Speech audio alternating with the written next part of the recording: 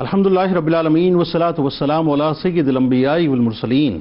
اللہم صلی علی سیدنا و مولانا محمد وعلی آلہ واصحابہ وبارک وسلم وصلی علیہ۔ دنیا کے تمام دیکھنے والوں کو، تمام چاہنے والوں کو، تمام پیار کرنے والوں کو، اور جہاں جہاں تک اس وقت میری آواز کو سنا اور مجھے دیکھا جا رہا ہے، جنید اقبال کی جانب سے انتہائی محبت کے ساتھ السلام علیکم۔ ایک بار پھر ناظرین، آپ کو پر نور صبح نور کے ساتھ میں دل کی عطا گہرائیوں سے خوش آمدید کہتا ہوں، اور آئیے بلا توقف چلیں حضرت ابو انیس محمد برکت علی علیہ رحمہ کی تالیف اسماء النبی کریم صلی اللہ علیہ وآلہ وسلم سے رسول اللہ صلی اللہ علیہ وآلہ وسلم کا ایک اسم مبارک پڑھنے اور سننے کی سعادت حاصل کرتے ہیں۔ سیدنا الغوث صلی اللہ علیہ وآلہ وسلم، ہمارے سردار، داد رسی فرمانے والے، درود و سلام بھیجے اللہ آپ صلی اللہ علیہ وآلہ وسلم پر، آپ صلی اللہ علیہ وآلہ وسلم کے آل پاک پر اور صحابہ کرام رضوان اللہ تعالیٰ علیہم اجمعین پر۔ حضور نبی کریم صلی اللہ علیہ وآلہ وسلم نے فرمایا کہ قیامت کے دن ایک شخص کو حساب کتاب کے لیے لایا جائے گا اور اس سے پوچھا جائے گا کہ تم نے دنیا میں کیا کیا، تو وہ کہے گا یا اللہ تو نے مجھے پیدا کیا، مجھے ہدایت دی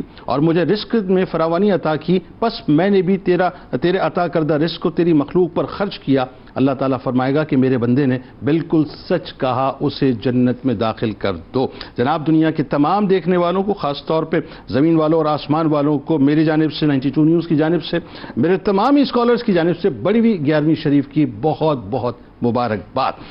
نجیب الطرفین، سلطان الثقلین، شہنشاہ اولیاء، مادرزاد ولی، جدی حسنی حسینی، حضرت شیخ عبد القادر جیلانی رضی اللہ تعالیٰ عنہ۔ ناظرین، وہ عظیم المرتبت ہستی کہ جنہیں اللہ تعالیٰ نے منصب ولایت پر فائز فرما کر دنیا میں بھیجا، مقام غوثیت و قطبیت و فردانیت سے عروج کر کے مقام محبوبیت پر فائز کیا، جو بلا شبہ ایسے وجود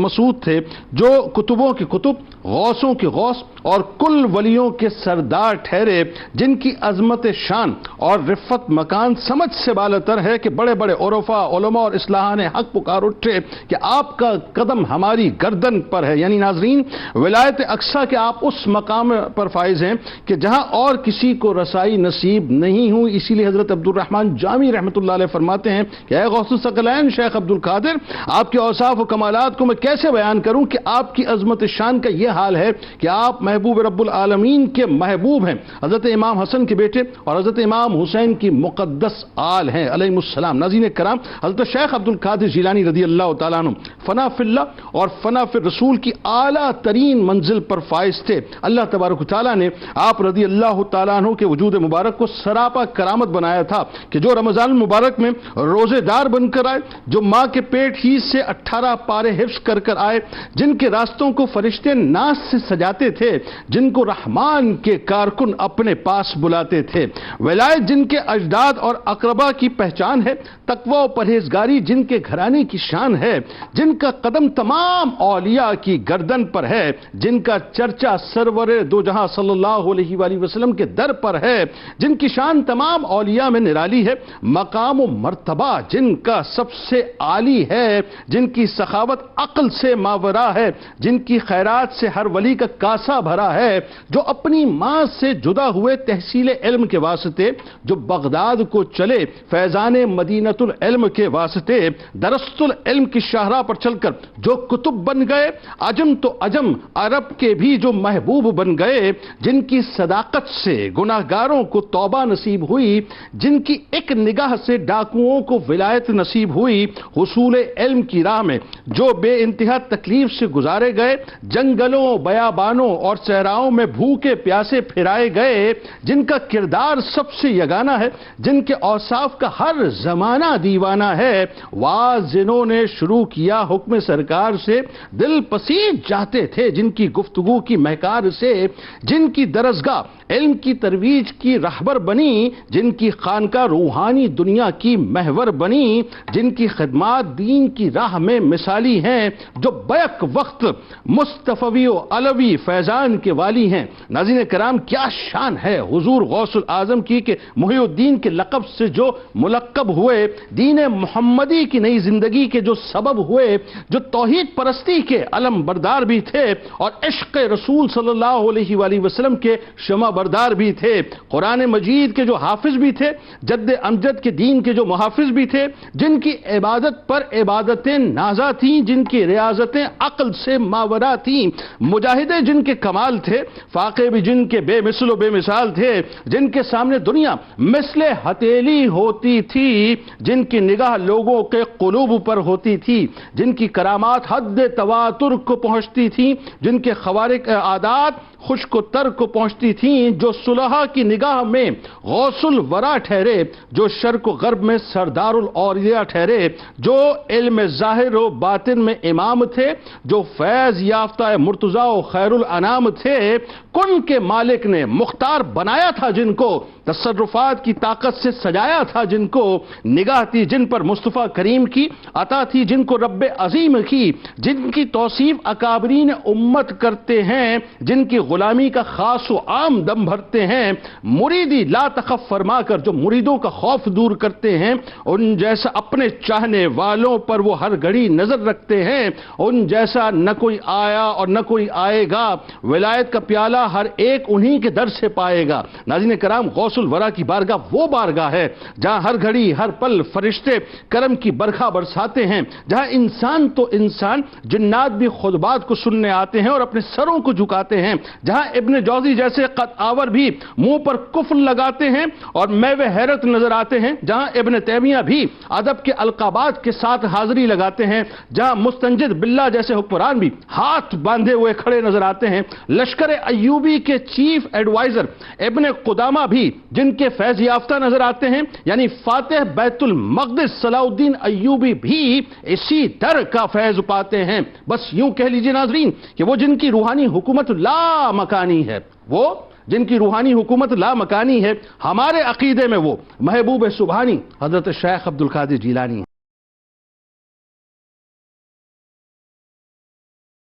آغاز کیجئے علامہ اسحاق صاحب، اپنا حصہ ڈالیے حضرت شیخ عبد القادر جیلانی رضی اللہ تعالیٰ عنہ، آپ کا شجرہ مبارک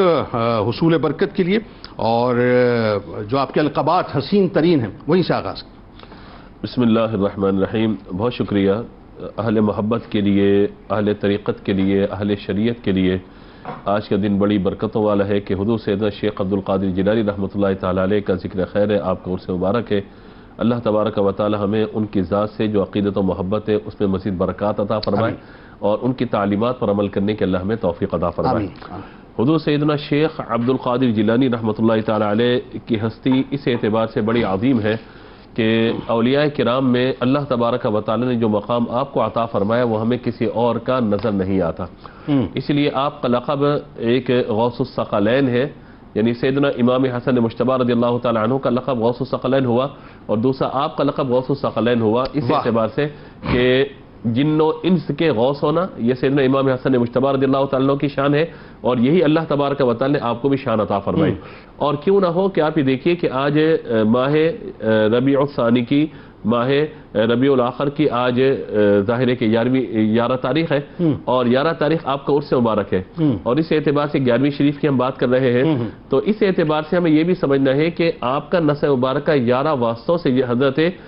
مولا حسن مجتبی رضی اللہ تعالیٰ عنہ تک پہنچ جاتا ہے۔ سبحان اللہ۔ تو یہ 11ویں کی نسبت یہاں بھی ہے، اور پھر سلسلہ طریقت کی اگر آپ بات کریں تو سلسلہ طریقت میں بھی 11واں سلسلہ آپ کا حضرت مولا مرتضیٰ شیر خدا رضی اللہ تعالیٰ عنہ تک پہنچ جاتا ہے۔ تو طریقت کے اعتبار سے بھی 11 سلسلے اور نسب کے اعتبار سے بھی 11واں سلسلہ آپ کا وہاں پر پہنچ رہا ہے، تو اس اعتبار سے ہمیں دیکھنا ہوگا کہ اللہ تبارک و تعالی نے آپ کو یہ سعادتیں، رحمتیں اور برکتیں عطا فرمائی ہیں۔ دوسری میں ایک چیز آپ کو یہ عرض کروں القابات کی طرف آنے سے قبل کہ علماء کو جب آپ دیکھیں گے آپ کی سیرت پہ بات کرتے ہوئے، یعنی شریعت کے جو علماء ہیں وہ جب آپ کے سامنے بات کرتے ہیں آپ کے لیے تو وہ آپ کو جلیل القدر عالم مانتے ہیں، بے مثال مدرس مانتے ہیں، اور اپنے وقت کا عظیم الشان مفتی مانتے ہیں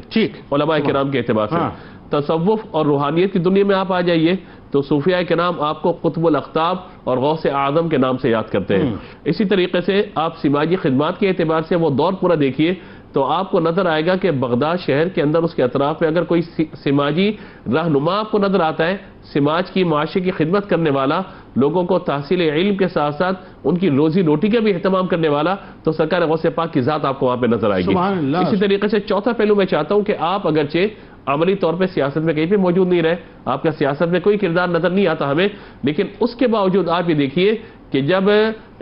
وہاں پر فتوحات کا معاملہ ہوتا ہے، بغداد پر حملہ ہوتا ہے، دیگر جگہوں کا معاملہ ہوتا ہے، تو اس وقت بھی آپ کی تیار کردہ ٹیم مجاہدین اسلام کی نظر آتی ہے آپ کو، کہ سرکار غوث پاک رحمۃ اللہ تعالی علیہ کے تیار کردہ افراد آپ کو وہاں پر فتوحات کرتے ہوئے نظر آتے ہیں۔ بالکل ایسا۔ نہ صرف یہ، بلکہ اگر میں دو ہستیوں کا نام یہاں پہ برکت کے لیے ذکر کر سکوں تو سلطان نور الدین محمود زنگی رحمۃ اللہ تعالی علیہ اور دوسرے سلطان صلاح الدین ایوبی رحمۃ اللہ تعالی سبحان علیہ، اللہ، یہ سبحان دو وہ ہستیاں ہیں کہ جب آپ دیکھیے کہ بیت المقدس کی فتوحات کا معاملہ ہو رہا ہے تو آپ کو یہ ہستیاں بھی وہاں پر اپنا کردار ادا کرتے ہوئے نظر آتی ہے، اور یہ سارا فیض آپ کو چلتا ہوا نظر آئے گا سرکار غوث پاک رحمۃ اللہ تعالی علیہ کی بارگاہ سے۔ سبحان اللہ۔ اب اس کے بعد میں آ جاتا ہوں نسب نامے کے اعتبار سے، آپ کا نسب مبارکہ جا کے پہنچتا ہے والد کی طرف سے سیدنا امام حسن مجتبی رضی اللہ تعالیٰ عنہ اور والدہ کی طرف سے امام حسین کی طرف۔ سبحان۔ اب یہ ایک میں نسبت جوڑتے ہوئے آگے بڑھوں تاکہ میں اپنے وقت پہ بات مکمل کر سکوں۔ امام حسن رضی اللہ تعالیٰ عنہ کے صاحبزادے حضرت حسن مثنی، ٹھیک، انہیں حسن مثنی کیوں کہا جاتا ہے؟ ان کی سیرت آپ پڑھیے، حسن مثنی بمعنی مشابہت رکھنے والے امام حسن سے، بالکل ٹھیک، اور امام حسن مشابہت رکھنے والے نبی پاک علیہ الصلوۃ والسلام سے، تو گویا کہ ہو بہو مشابہت امام حسن کی امام حسن مثنی، تو اس اعتبار سے انہیں حسن مثنی کہا جاتا ہے۔ ان کی شادی ہوئی ہے اپنے چچا کی لڑکی یعنی حضرت امام حسین رضی اللہ تعالیٰ عنہ کی صاحبزادی حضرت فاطمہ بنت حسین سے، ان سے ان کے صاحبزادے ہوئے حضرت عبداللہ محد رضی اللہ تعالیٰ عنہ۔ اب یہ سلسلہ سرکار غوث پاک رحمۃ اللہ تعالیٰ علیہ کے جاتے ہوئے وہاں تک پہنچ جاتا ہے، تو میں یوں کہتا ہوں کہ حسنی فیض بھی آپ کو میں نظر آتا ہے، حسینی فیض میں بھی آپ جو ہے تشریف فرما ہے، اور والدہ کی طرف سے تو ظاہر ہے، والدہ کی طرف سے حسینی فیض آپ کو نظر آتا ہے۔ اسی لیے سیدی اعلیٰ حضرت رحمۃ اللہ تعالیٰ علیہ نے اس کو کس انداز سے بیان فرمایا تاکہ ان کی بات بھی ہوتی رہے ساتھ، فرماتے ہیں کہ نبوی می علوی فصل بطولی گلشن، حسنی پھول حسینی ہے مہکنا تیرا، پھر کہتے ہیں نبوی ذل علوی برج بطولی منزل، نبوی ذل علوی برج بطولی منزل، حسنی چاند حسینی ہے اجالا تیرا، اور ابن زہرا کو مبارک و عروس قدرت، قادری پائیں تصدق میرے دولہا تیرا، تو حسینی حسنی کیوں نہ محی الدین ہو، اے خضر مجمع بحرین ہے چشمہ تیرا۔ یعنی اعلیٰ حضرت نے بتا دیا کہ بھائی غوث پاک سے پیار اس لیے کرنا ہے بنیادی طور پہ، اور اس لیے بھی کرنا ہے کہ آپ گلشن سیدہ کائنات بی بی فاطمہ الزہرا سلام اللہ علیہا کے مہکتے ہوئے پھول ہیں۔ اچھا اب ذرا یہ بتائیے علامہ صاحب کہ اب ظاہر ہے اوصاف و محاسن کا تو تذکرہ جو ہے وہ ہم صبح و شام کرتے رہیں، لیکن چند ایک باتیں خاص طور پہ بتائیے کہ جو آپ کی شخصیت کی مقناطیسیت کی وجہ بنی، بتائیے ذرا۔ بسم اللہ الرحمن الرحیم۔ سب سے پہلے تو آپ کو، میرے دائیں اور بائیں بیٹھے اجلہ علماء کو اور دیکھنے والے تمام ناظرین کو حضور شہنشاہ بغداد رضی اللہ تعالی عنہ سے منسوب یہ عظیم اور بابرکت دن جسے دنیا 11ویں شریف کہتی ہے، جناب بہت بہت مبارک ہو، خیر مبارک، اور اللہ تعالیٰ اس کی برکتیں، آج کے دن کی رحمتیں ہمارا مقدر اور ہمارا نصیب فرمائے۔ ناصر سنت ہیں، سید الزاہدین ہیں، اور آپ رہبر عابدین ہیں، آپ امام التقا بھی ہیں اور امام النقا بھی ہیں، شہنشاہ بغداد ہیں، اور دنیا آپ کو غوث العظم رضی اللہ تعالی عنہ کہتی ہے، بقول اعلیٰ جلوہ شان قدرت بھی ہیں۔ سبحان اللہ، بے شک۔ اچھا یہاں ایک لطیف بات یہ ہے، اور آپ نے میرا خیال ہے کہ گزشتہ آپ کے ساتھ جو اس موضوع پر پروگرام ہوا اس میں آپ نے یہ بات سرنامہ کلام میں ذکر کی تھی کہ ولایت میں انبیاء کا اثر داخل ہوتا ہے، اور جس نبی کا اثر اس ولایت کو ملے تو اسی کا فیض ذات میں جاری ہوتا ہے، جو جس قدم پہ ہوتا ہے، بالکل ٹھیک ہے، جس کے قدم پہ ہوتا ہے، بالکل۔ اور پھر آپ جب حضور شہنشاہ بغداد رضی اللہ تعالی عنہ کی ولایت کو دیکھتے ہیں، آپ کی شخصیت کو دیکھتے ہیں، آپ کے کارناموں کو دیکھتے ہیں، آپ کے کردار کو دیکھتے ہیں، تو ہمیں اس میں سارے کا سارا رنگ، ڈھنگ، انداز اور کیفیت امام الانبیاء صلی اللہ علیہ وآلہ وسلم کا اس لیے آپ کی ولایت کو طریق محمدی کی ولایت کہا جاتا ہے۔ اب اس ولایت کے باب میں جب مقناطیسیت کی ہم بات کرتے ہیں، اس اٹریکشن کی بات کرتے ہیں کہ ساری دنیا کے افراد، انسان تو انسان، دیگر مخلوقات بھی آپ کی جانب متوجہ ہوتے ہوئے نظر آتے ہیں، وہاں میں علماء کی ایک بحث نظر آتی ہے کہ حسن ملیح کیا ہے اور حسن سبیح کیا ہے. واہ کیا اچھی بات کر رہے ہیں. کائنات صلی اللہ علیہ وسلم نے جناب یوسف کے حوالے سے فرمایا تھا اخی یوسف اصبح وانا املح، میرے بھائی یوسف کا جو حسن ہے وہ میٹھا ہے اور میرا مصطفیٰ کا جو حسن ہے وہ نمکین ہے. پھر اس پر بحث کرتے علماء نے کہا جو میٹھا حسن ہوتا ہے وہ مخصوص طبقہ فکر کو اپنی جانب متوجہ کرتا ہے، لیکن جو نمکین حسن ہوتا ہے اس کا وار ہر ایک پر چلتا ہے. اور اسی کا اثر اور اسی کا نتیجہ شہنشاہ بغداد کی ذات میں ہمیں نظر آتا ہے. اگر جناب یوسف پر صرف خواتین متوجہ ہوتی ہیں تو امام الانبیاء کی جانب انسان تو انسان ساری مخلوقات متوجہ ہوتی ہیں. اور پھر وہی فیضان جب شہنشاہ بغداد کو حاصل ہو اور ولایت کے طریق میں انہیں طریق محمدی حاصل ہو اور پھر وہ حسن کی مقناطیسیت شہنشاہ بغداد کے چہرے پر ہو تو پھر وہاں بچے بھی نظر آتے ہیں، وہاں جوان بھی نظر آتے ہیں، وہاں پھر ہر طبقہ فکر اور ہر طبقہ سوچ کے افراد نظر آتے ہیں. وہاں پھر آپ کو مخصوص کسی ایک پیٹرن پر چلنے والے افراد نظر نہیں آتے، وہااں اہل طریقت بھی نظر آتے ہیں، اہل شریعت بھی نظر آتے ہیں، وقت کے علماء اور صلحاء وہاں زانو تلمذ طے کر کے بیٹھتے ہوئے اور فیض حاصل کرتے ہوئے نظر آتے ہیں، تصوف کے سرخیل بھی نظر آتے ہیں. بالکل. اور پھر اس کی وجہ صرف اور صرف یہ نظر آتی ہے کہ کائنات کے تاجدار صلی اللہ علیہ وآلہ وسلم کی جملہ خصوصیات کا مظہر ولایت کے باب میں اگر کسی ہستی کو کہا جائے، گردانا جائے، ڈکلیئر کیا جائے، وہ کوئی اور نہیں، وہ سید الزاہدین حضور شہنشاہ بغداد رضی اللہ تعالیٰ عنہ. بلکہ یوں کہیے کہ جہاں انسان تو انسان، جنات بھی نہ نظر آنے والے جنات بھی نظر آتے ہیں، نہ نظر آنے والے جنات نظر آتے ہیں. غوث الثقلین کا لقب ہی آپ کو اس وجہ سے دیا گیا. اچھا پھر جب یہ بات ہمارے سامنے آ گئی تو ہم جب آپ کے اوصاف کی جانب بات کرتے ہیں تو وہ سارے اوصاف محمدی صلی اللہ علیہ وسلم کا فیضان اور اس کا عکس آپ کی ذات میں نظر آتا ہے. آپ کا چہرہ بارونق، چہرے پر ہمیشہ مسکراہٹ، سبحان اللہ. جبکہ ساتھ سیرت نگار یہ بھی بیان کریں کہ کثرت کے ساتھ گریہ وزاری کرنے والے ہیں. وہ تو بات ہے خلوتوں کی، لیکن جب جلوت میں آئیں تو پھر چہرہ اتنا بارونق اور ہنسمکھ ہو کہ جو دیکھے وہ دیوانہ ہو کر رہ جائے. خوش اخلاق، نرم طبیعت، کریم الاخلاق، نسیم الفطرت، اور سب سے بڑی بات ہم نشین کی، اپنے ساتھ بیٹھنے والے کی تعظیم اور توقیر کیسے کرنی ہے وہ بارگاہ غوثیت سے ہمیں پیغام ملتا ہے. وہی طریقہ مصطفیٰ کریم صلی اللہ علیہ وسلم. بالکل. اور پھر ساتھ ساتھ آپ کی عاجزی اور انکساری کو دیکھیں. یہ واقعہ اکثر علماء نے ذکر کیا، ہم سنتے رہتے ہیں کہ ایک نور نمودار ہوا، اس میں سے آواز آئی اور کہ آج کے بعد ساری حرام چیزیں تم پر حلال ہو گئی. تو آپ نے تعوذ پڑھ کر کہا کہ میں تیرے وار سے بچ گیا، اللہ رب العزت مجھے محفوظ رکھے، تو شیطان ہے. اس نے جواب میں کہا کہ جناب تیرے علم نے آج تجھے بچا لیا. تو آپ نے جواب میں کہا کہ میرے علم نے نہیں بلکہ اللہ کے فضل اور اس کے کرم نے مجھے بچا لیا. یہ بات تو سامنے ہے، واضح ہے، اور اس میں آپ کی شان اور آپ کے باطن کا جو اخلاص ہے وہ سامنے آ رہا ہے. لیکن اصل بات کیا ہے؟ شیطان آیا تھا تعریف کی ہے، اور آج بڑے بڑے لوگ تعریف پسندی کے مرض میں مبتلا ہو کر اپنے بڑے بڑے اعمال کو ضائع کر دیتے ہیں. کسی پوسٹر پر آپ کے نام کے ساتھ 5-6 القابات جب تک نہ لکھے جائیں آپ سمجھتے ہیں کہ ہماری گستاخی کر دی، ہمارا پروٹوکول اور ہمارے منصب کا خیال نہیں رکھا گیا. یہاں شہنشاہ بغداد کو ایسی کیفیت کے ساتھ بیان کیا جا رہا ہے، لیکن آپ جواب میں کہہ رہے ہیں جو کچھ ہے میرے رب جلال کے کرم اور اس کے فضل کی وجہ سے ہے. اس لیے شہرت طلبی اور ساتھ تعریف پسندی کا سد باب جس ذات سے ہمیں نظر آتا ہے وہ ذات غوثیت ہے. سبحان اللہ.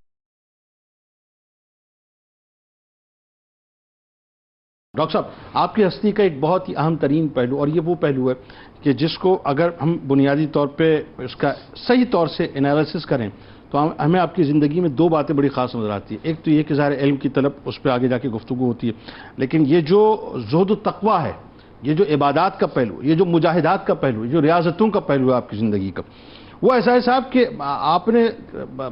رہتی دنیا تک ایک پیغام دے دیا کہ اگر اس راستے کا مسافر بننا ہے اور اس کی منزل کو پانا ہے تو پھر اسی طریق پر چلنا ہوگا جس طریق پر میں چلا ہوں. بتائیے ذرا. بسم اللہ الرحمن الرحیم. زہد و تقویٰ کے امام جنہیں اللہ رب کریم نے صرف اپنے ہی زمانے میں نہیں بلکہ تمام زمانوں کا شریعت اور طریقت کا امام بنایا ہے، حضور سیدنا غوث اعظم رضی اللہ تعالی عنہ پر اللہ کا سلام ہو، حضرت شاہ عبدالحق محدث دہلوی رحمۃ اللہ علیہ نے جب آپ کے زہد و تقوی اور ورع کا ذکر کیا تو آپ نے چند جملوں میں آپ کی صفات کو کوشش کی ہے کہ اس کا ایک اظہار اپنی محبت کے انداز سے کر سکیں. ٹھیک ہے. آپ فرماتے ہیں کہ آپ کا جو طریقہ ہے وہ شریعت اور حضور علیہ الصلوۃ والسلام کی سنت میں شدت لزوم کے اعتبار سے بے نظیر ہے. واہ واہ واہ. مشائخ اثر میں سے جس قدر آپ نے شدت ریاضت کو اختیار کیا، فرماتے ہیں کہ آپ کا ہمسر اور آپ کا برابر اس میں کوئی نہیں تھا. واہ. تفویض کامل یعنی وَأُفَوِّضُ أَمْرِي إِلَى اللَّهِ. اب آپ قرآن کی آیات کے پیش نظر اس کو دیکھیں. تفویض کامل کہ زہد کا عالم یہ تھا کہ اپنا سب کچھ اللہ تبارک و تعالیٰ کے سپرد کر دیا. واہ. حول اور قوت سے براعت یعنی اگر میں گناہوں سے بچتا ہوں یا نیکی کرتا ہوں تو یہ قوت تو اللہ کی جناب سے ہے، میری طرف سے کچھ نہیں. فرماتے ہیں کہ قلب اور روح اور نفس کی موافقت کے ساتھ اپنے آپ کو مکمل طور پر اللہ تبارک و تعالیٰ کی بارگاہ میں سرنڈر کر دینا. آہا. اور پھر فرماتے ہیں کہ اتحاد ظاہر و باطن یعنی قلب اور زبان کا فاصلہ نہ ہونے کے برابر ہے. ایسا نہیں ہے کہ زبان پر کچھ اور ہے اور قلب میں کچھ اور ہے. پھر فرماتے ہیں کہ شکوک و نزاع اور تشویش کے بغیر اپنے قلب کو اللہ کے ذکر سے ایسا منور کر لیا کہ نہ اب اس میں شک باقی ہے، نہ نزاع ہے، نہ تشویش ہے. آپ کے قول اور فعل میں اتحاد ہے، لزوم اخلاص ہے، ہر حال میں زہد و تقوی اور ورع کے ساتھ اللہ کی فرما برداری کرنے والے ہیں، اور کتاب و سنت کی پیروی کے ساتھ ثبوت مع اللہ، خالص توحید، مقام عبودیت مع ملاحظہ کمال ربوبیت اور احکام شریعت کی اسرار حقیقت کے مشاہدے کے ساتھ ایسی پیروی کامل کہ آپ کا کوئی مد مقابل نہ اس دور میں تھا نہ قیامت تک کوئی ہوگا. ڈاکٹر صاحب ایک جملہ ذرا اس میں اضافہ کیجیے. شیخ عبدالحق محدث دہلوی رحمۃ اللہ علیہ ایسا نہیں لگتا کہ جیسے آپ کی زیارت کر کے جو یہ ساری باتیں بیان کر رہے ہیں؟ میں آپ سے کیا جنید بھائی عرض کروں کہ آپ خود جب یعنی یہ جو آپ نے جو کچھ لکھا ہے آپ فرماتے ہیں کہ نحیف البدن، میانہ کشادہ سینہ، لمبی چوڑی داڑھی مبارک، گندمی رنگ، پیوستہ ابرو، بلند آواز، پاکیزہ سیرت اور بلند مرتبہ، علم کامل اور اثر غالب کے حامل. جب گفتگو فرماتے ہیں تو بجلی کی کڑک کی طرح آپ کا کلام لوگوں کے دلوں پر اثر کرتا ہے. وجہ کیا ہے؟ حضور نے فرمایا ما زہد عبد فی الدنیا الا انبت اللہ الحکمت فی قلبہ. دنیا میں کوئی زہد اختیار نہیں کرتا مگر یہ کہ اللہ حضور کی حکمت کو اس کی زبان پہ جاری فرما دیتا ہے. یعنی زہد ہے، یہ بنیاد زہد ہے. اور پھر ارشاد فرماتے ہیں حضور علیہ الصلوۃ والسلام نے فرمایا اور پھر اللہ تعالیٰ اسے دنیا کے عیوب بھی دکھا دیتا ہے اور ان امراض کا علاج بھی بتا دیتا ہے. غوث اعظم رضی اللہ تعالیٰ عنہ خود فرماتے ہیں کہ 25 سال تک دنیا سے زہد ایسا اختیار کیا کہ میں عراق کے صحراؤں اور ویرانوں میں اللہ تعالیٰ کی ایسی عبادت کرتا رہا کہ نہ کوئی مجھے جانتا تھا اور نہ میں کسی کو جانتا تھا. جنات اور رجال الغیب میری خدمت میں آ کر مجھ سے دین کی تعلیم و تربیت لیا کرتے. اللہ. یہ کتنے برس؟ تقریباً 25 برس تک زہد کا یہ عالم رہا. 2.5 ڈیکڈز. جی. اور پھر آپ فرماتے ہیں ربع صدی تقریباً ہو گئی. اور پھر آپ فرماتے ہیں کہ 40 سال تک میں نے فجر کی نماز عشاء کے وضو سے ادا کی. اللہ. مطلب کیا ہے؟ والذین یبیتون لربہم سجدا وقیاما، کہ عباد الرحمن کی اس صفت کامل کے آپ مظہر عتم ایسے ہوئے کہ آپ 40 برس تک اللہ کی بارگاہ میں سجدہ اور قیام کی حالت میں رہے. سبحان. آپ کا وضو نہیں ٹوٹا. اس کا مطلب یہ ہے کہ پوری رات اللہ تعالیٰ کی بارگاہ میں شب زندہ دار رہے. فرماتے ہیں کہ نماز عشاء کے بعد سے لے کر فجر کی نماز تک قرآن کی تلاوت کرتا اور جب فجر کا وقت ہوتا تو میں قرآن کریم کو مکمل کر چکا ہوتا تھا. اور پھر آپ فرماتے ہیں کہ 11 سال تک برج بغداد میں آپ اپنے آپ کو بند کر کے اللہ کی عبادت میں ایسے مصروف رہے کہ وہ برج اور وہ ٹاور آپ کے نام گرامی سے ہی موسوم ہو گیا. اور پھر آپ کے زہد و تقوی کا عالم یہ ہے. فرماتے ہیں کہ ایک مرتبہ ایک شخص میرے پاس سفر میں آیا اور اس نے اس شرط پر مجھے اپنی رفاقت میں لیا کہ میں صبر کروں اور اس کے حکم کے خلاف کچھ نہ کروں. فرماتے ہیں کہ وہ مجھے ایک مقام پر بٹھا کر وعدہ لے کر چلے گئے اور پھر میرے پاس کئی برس کے بعد آئے اور پھر مجھ سے وعدہ لے کر چلے گئے. فرمایا کہ 3 مرتبہ ایسا ہوا, آخری مرتبہ اپنے ساتھ دودھ اور روٹی لے کر آئے اور کہا کہ میں خضر ہوں اور اللہ نے مجھے یہ حکم دیا ہے کہ میں آپ کے ساتھ دسترخوان پر بیٹھ کر کھانا تناول کروں. گویا کہ غوث اعظم کا یہ جتنے بھی رنگ ہم دیکھتے ہیں, اگر خلاصہ دین کی تعلیمات کا ایک لفظ میں کیا جائے تو وہ زہد و تقوی اور ورع اور اللہ کی عبادت کے ذریعے اس کا قرب ہے.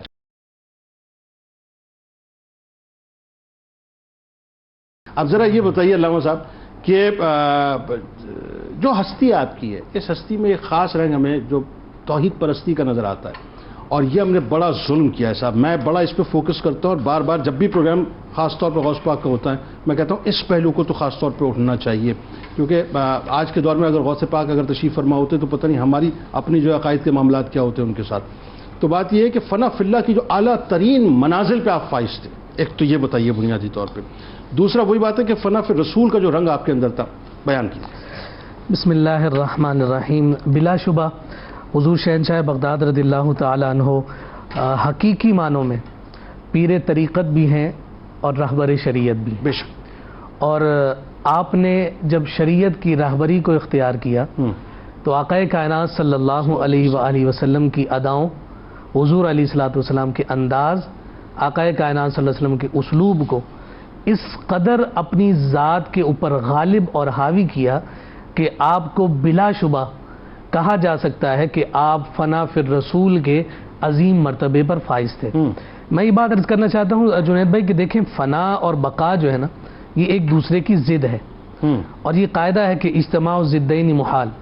کہ دو ضدیں ایک جگہ جمع نہیں ہو سکتی. جیسے آگ اور پانی ہے, جہاں پانی ہوگا وہاں آگ نہیں ہوگی, ایسا ہی جہاں آگ ہے وہ پانی نہیں ہوگا. لیکن جب ہم فنا اور بقا کی بات کرتے ہیں اگرچہ یہ ضد ہے, لیکن فرمایا کہ کچھ بقا ایسی ہوتی ہے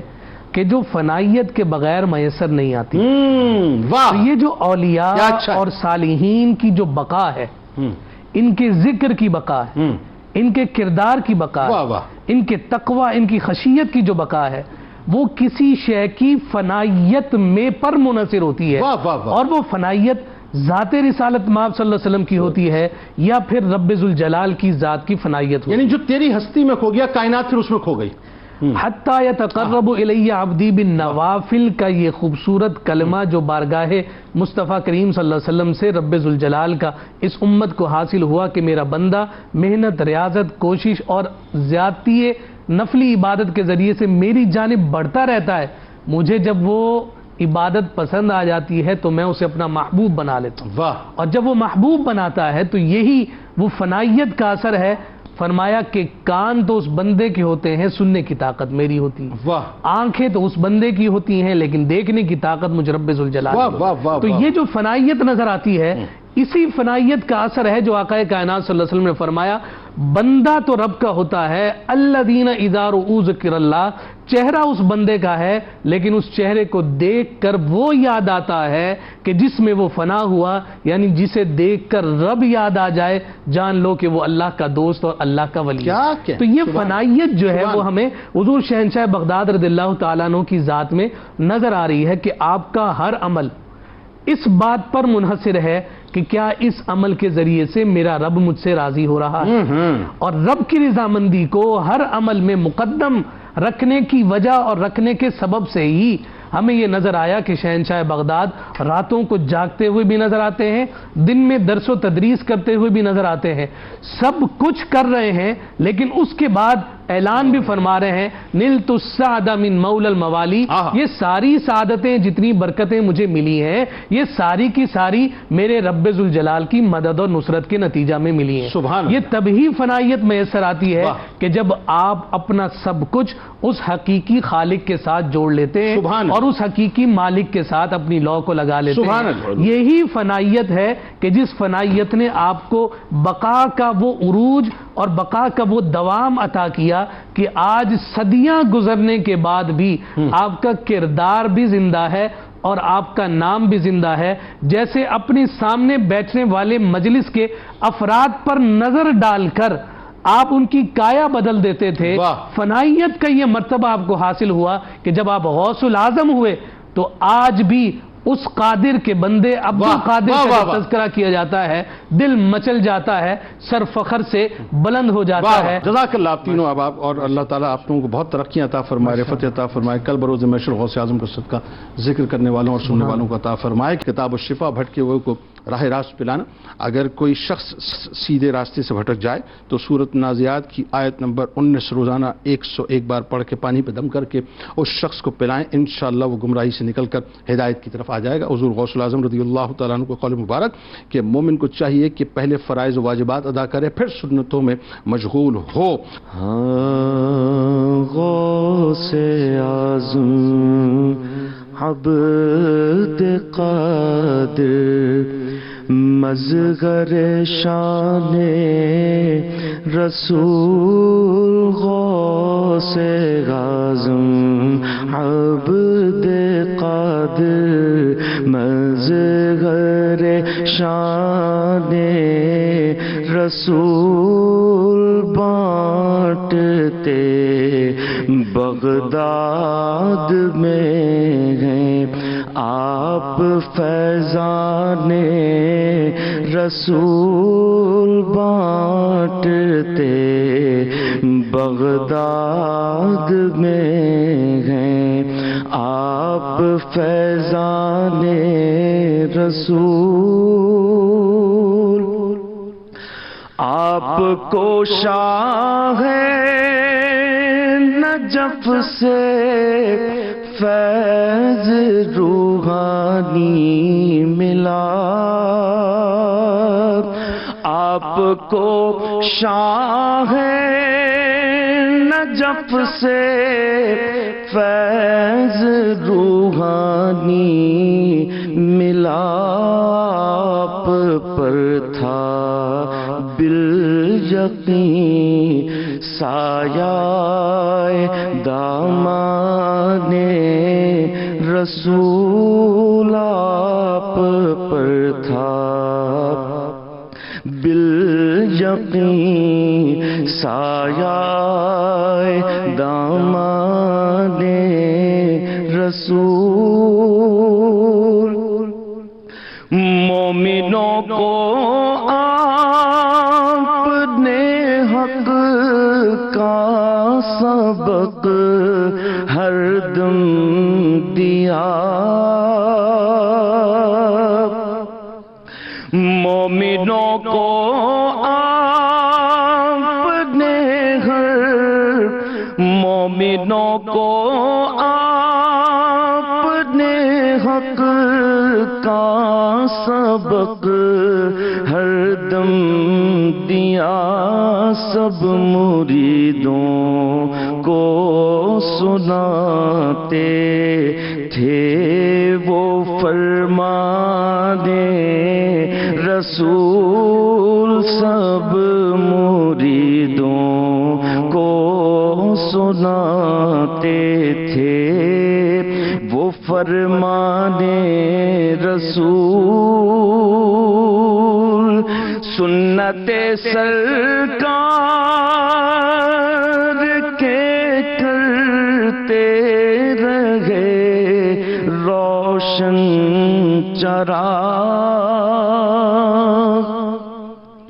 سنت سرکار کے کرتے رہے روشن چراغ، آپ قلب و